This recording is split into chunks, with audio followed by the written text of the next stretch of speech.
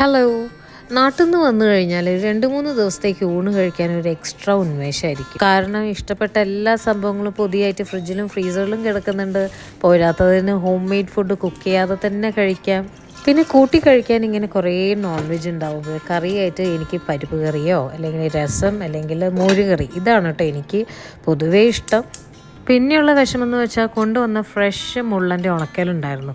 അതങ്ങനെ നാശമായി കിട്ടി. കാരണം എന്താണോ ആവോ. അങ്ങനെ വളരെ സിമ്പിളായ നമ്മളെ പരിപ്പ് കറി റെഡിയായി.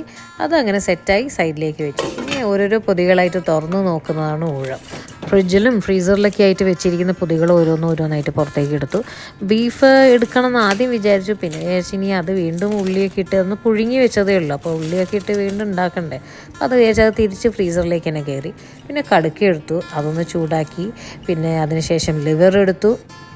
അങ്ങനെ ഓരോന്നും എടുത്തതൊക്കെ അത്യാവശ്യം ചൂടാക്കി വെച്ചു. പിന്നെ കടുക്ക പൊതിഞ്ഞ് അതേ ഇല തന്നെ കേട്ടോ ഞാനൊരു പ്ലേറ്റാക്കി എടുത്തത്. അതിലേക്ക് 2 സ്പൂൺ ചോറ്, പിന്നെ ഞാൻ ഉണ്ടാക്കിയ പരിപ്പ് കറി, പിന്നെ ഒരു സൈഡിൽ കടുക്ക ഫ്രൈ ചെയ്തത്, മറ്റേ സൈഡിൽ ലിവർ റോസ്റ്റ് ചെയ്തതും, പിന്നെ വീട്ടിലുണ്ടായ മാങ്ങ കൊണ്ട് ഉണ്ടാക്കിയ ഉണക്ക മാങ്ങ അച്ചാർ, പിന്നെ അതേപോലെ തന്നെ വീട്ടിലുണ്ടായ പപ്പായ കൊണ്ട് ഉണ്ടാക്കിയ പച്ച പപ്പായ അച്ചാർ. നല്ലെണ്ണയുടെ നല്ല മണവും ടേസ്റ്റും ഉണ്ടായിരുന്നു കേട്ടോ. ഈ പപ്പായ അച്ചാറിൽ ആ ഒരു ക്രഞ്ചിനെസ് പോയിട്ടില്ല. അതാണ് അതിൻ്റെ ആ ഒരു ടേസ്റ്റ്. ഇങ്ങനെ കുഴകുഴാന്നാവുന്നേക്കാളും അപ്പോൾ നല്ല ക്രഞ്ചിനെസ് ഉള്ള പപ്പായ അച്ചാർ എല്ലാം കൂടി കൂട്ടി കഴിക്കാൻ നല്ല അടിപൊളിയായിരുന്നു കേട്ടോ. അപ്പോൾ വീഡിയോ ഇഷ്ടമായെന്ന് വിചാരിക്കുന്നു. അടുത്ത വീഡിയോ കാണാം.